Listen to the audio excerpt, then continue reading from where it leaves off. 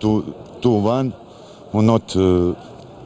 هو بيقول أدينا النهارده مباراة جيدة جدا. في النهاية كان عندنا فرصة إن احنا نتقدم 2-1 بفرصة المهاجم بتاعنا فهد، ولكن اتردت علينا بهدف ما كانش فيه حظ شوية، لكن راضي تمام الرضا عن الأداء النهارده.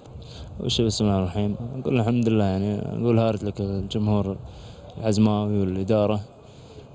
صراحة ما قصر الشباب، يعني اليوم يعني يعطيهم العافية، ادوا اللي عليهم زيادة، لكن كما توفقنا احنا في عديد من الفرص اليوم، الهجمات اللي مقابلة الجول يعني، لكن هذا مصيره، يعني اللي ما يسجل قدامه اكيد انه بيجي على مرماه، ولكن هذا اللي صار يعني، وفاز علينا 2-1. نقول مبروك لفريق الطاير، يعني فريق صراحة نادي كبير وما قصروا، ونقول ان شاء الله نجيبها المباريات الجاية، والدوري توه في بدايته.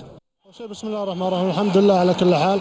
والله عيال ما قصروا، ادوا اللي عليهم، ساعدونا بالفوز. الحمد لله على كل حال، والف مبروك وبارك للجماهير اللي حضروا وشوفوا.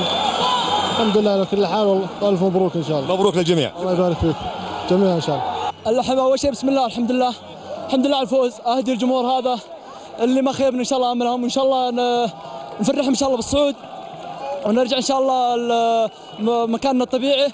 الحمد لله الفوز هذا جاء مجهود زملائي، يا رب لك الحمد، والاداره ان شاء الله القادم افضل باذن الله. والله اول شيء بسم الله الرحمن الرحيم، والحمد لله رب العالمين، نحمد الله ونشكر على الفوز. تبديل جاء، كنت راجع من اصابه ولياقتي ما تسمح اني العب مباراه كامله، فالمدرب شاف الوقت هذا والحمد لله نزلت واديت المطلوب، يا رب لك الحمد. يعني عاقدون العزم انتم ان شاء الله للعوده الى دوري الاضواء؟ ان شاء الله لا شك، ان شاء الله ان شاء الله. الف مبروك. الله يبارك فيك اخوي، يعطيك العافيه. اول شيء الجمهور لا يحضر وما نفوز، والله حرام. يعني اليوم كانت المباراه مهمه بالنسبه لكم؟ اي الحزم 31 نقطه، يعني لو انه يعني فاز علينا خلاص، هي المباراه هي دي الفاصل. لو فزنا نطلع، لو تهزمنا خلاص. المبروك. الله يبارك فيك.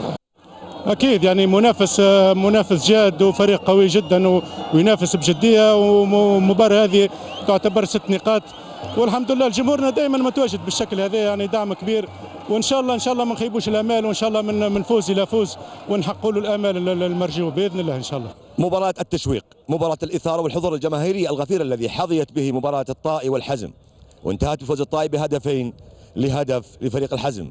تقبلوا في الختام تحيات زميلي خلف الكاميرا رشيد الفهيد، ومن التنفيذ زميلي وليد الركاد، ومني انا محدثكم محمد الحمندي، لزميلي خضير براك وبرنامج الدرجه الاولى. الى اللقاء.